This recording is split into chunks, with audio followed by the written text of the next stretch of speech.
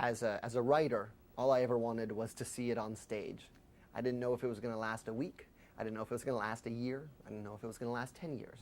But I just wanted to, as a writer, you just want your production staged.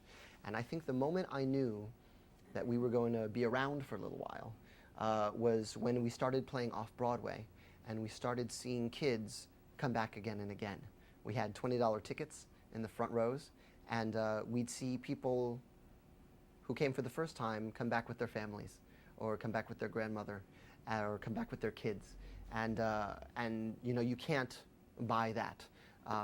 You know, you can buy all the ads in the world you want, but unless people say, hey, there's this great show, you've got to see it. There's nothing like word of mouth. So I think off-Broadway, once we started seeing people coming back again and again, we knew we had something special.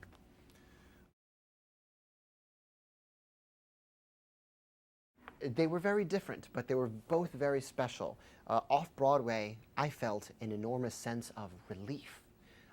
You know, I had been working on this show my whole life, and it was sort of, you know, it was like our baby being born. And I felt like, okay, like it exists now, it lives in the world. If anything happens, you know, because nothing is promised, this at least now exists, and I got it up. And I felt a real responsibility to the piece. And so there was just this enormous feeling of, we did it, it's up. And Broadway was even more amazing because it was, you know, there was the cliche of the Broadway community, and all of the people in the different shows talk to each other, but it's a cliche because it's true. And the feeling of being embraced by Broadway and by the other shows running and by composers who had been heroes to me as a child, sending me cards on opening night, and all the traditions that surround a Broadway opening, it was like a dream come true. And the reviews that we got that were so positive, that ensured that we were going to run for a little while, there's nothing like that. So they were both very special, very different days.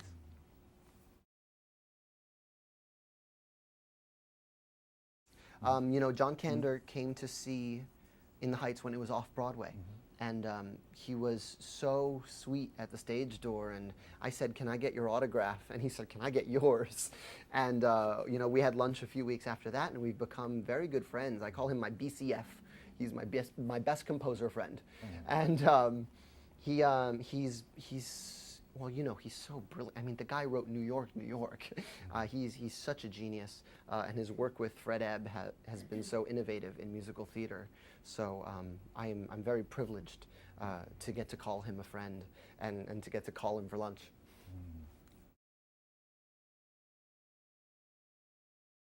There's no way I'm answering that question. Well, you know, I learn different things from every composer.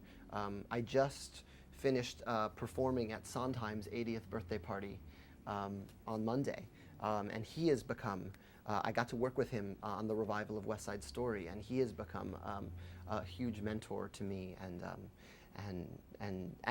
Kander, and what's amazing about when you get a show on Broadway and it's well received is you get to meet these people that you grew up with.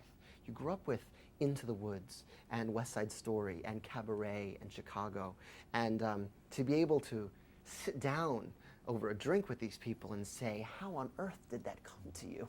Please glean some of your knowledge, let it rub off on me. So, you know, it's impossible to pick a favorite, but anytime I need to learn something, I just put on one of their records because they're so brilliant at what they do.